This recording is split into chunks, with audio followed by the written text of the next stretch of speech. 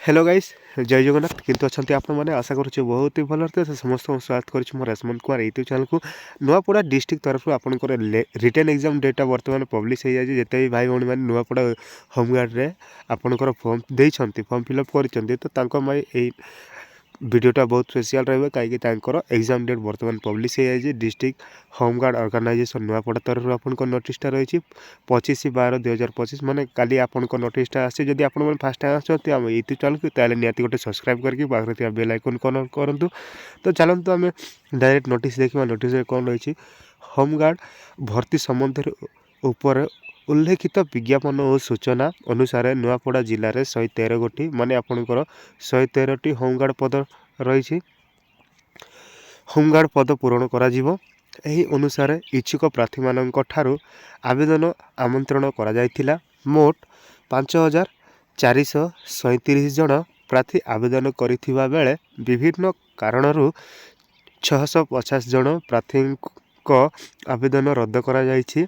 एहा परे 4787 जन प्रार्थी चयन प्रक्रिया अंशग्रहण पाई योग्य विवेचित होइछंती माने आपनकर कोन कहिसंती टोटाल आपनकर एप्लिकेशन देइथिले 5437 जन सेठिरु आपनकर 650 जन को आपनकर रिजेक्ट करा जायछि एवं सेठिरु आपनकर थिले 4787 जन आपनकर वैलिड रहिले बोली कि कहउछंती ताके 4787 जन एग्जाम पाई जीवे बोली कि कहउछंती देन आपनकर योग्य होइथिबा समस्त 4787 जन प्रति यह द्वारा सूचित करा जाउछि जे चयन प्रक्रियार अंश भाव एक लिखित परीक्षा 11/1/2026 रे तारीख रे सकाळ 9 रु 11 तारीख पर्यंत नुआपड़ा सिलदा रिजर्व ऑफिस ग्राउंड रे अनुष्ठित होबो। आपनकर ग्राउंड मन रखंतु सिलदा रिजर्व ऑफिस ग्राउंड रे अनुष्ठित होबो। कबे होबो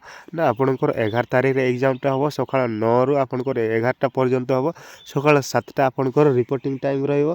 तो निहाती समस्त को शेयर करंतु समस्त जानिबा दरकार नुआपड़ा डिस्ट्रिक्ट रो 11 तारीख दिन एग्जाम टा होबो 9 टा रु 11 टा पर्यंत होबो सकाळ 7 टा रिपोर्टिंग टाइम रहइबो। टोटल आपनकर 100 मार्क रो एग्जाम टा होबो रचना रहइबो विथ आपनकर जनरल नॉलेज मध्य रहइबो। तो पेपर 1 आ पेपर 2 दुईटा भाव रे आपनकर होबो 11 तारीख दिन आपनकर होबो। पेपर 1 रे आपनकर रहइबो 9 टा रु 10 टा पर्यंत 60 मार्क रहिबो। योग्यता भित्तिक आपनकर रचना रहिबो 200 शब्द विशिष्ट आपनकर रचना रहिबो सेही 60 मार्क रचना आपनको लिखिबाको होबो। पेपर 2 रे आपनकर रहिबो पेपर 2 रे आपनकर 10 रु 11 टा पर्यंत रहिबो 40 मार्क रहिबो। एमसीक्यू टाइपिंग रहिबो आपनकर गोटे प्रश्न को गोटे मार्क मिलिबो एवं कोनोसी प्रकार नेगेटिव मार्किंग रहिबो नाइ बोली कि कहि छंती। तो टोटल आपनकर 100 मार्क रो आपनकर रिटन एग्जाम टा होबो। तो एडमिट कार्ड मध्य आपनकर आसी जाइछि। एडमिट कार्ड आपन केमिति डाउनलोड करिवे केमिति आपनको मिलिबो एडमिट कार्ड ता विषय मध्य आम आलोचना करवा। तापर देखीदेवा प्रार्थी मैंने निम्नोक्त सामग्री परीक्षा आणवे नील कला कलम ब्लू एंड ब्लैक पेन नहीं के जीवे मूल नकल एडमिट कार्ड को जेरक्स करेंगे एवं ओरिजिनल नहीं कि जीवे आधार कार्ड किंबा अन्य कौन परिचय पत्र नहीं कि जीवे आधार कार्ड नहीं कि जाई पारे। देन आपन को कहते गोटे पानी बोतल नहीं कि जीवे बसवाई आसन किंबा दरी नहीं कि जीवे। देन क्लिप बोर्ड जहाँ पट्टा रही से पट्टा मध्य आपन को नहीं कि जीवाको हो बोली कि कहते। परीक्षा रे जदि आपण माने कौन प्रकार मिसबिहेव करुछंती कौन प्रकार माल प्रैक्टिस करुछंती ताहले आपन को डिस्क्वालिफिकेशन करा जीवो। आपनकर समस्त माने एडमिट कार्ड केबेठो मिलबो ना 1 तारीख रो जनवरी 1 रु 7 जनवरी पर्यंत एडमिट कार्ड निज निज संबंधित थाना माने निज थाना रु आपण माने ग्रहण करि पारिबे।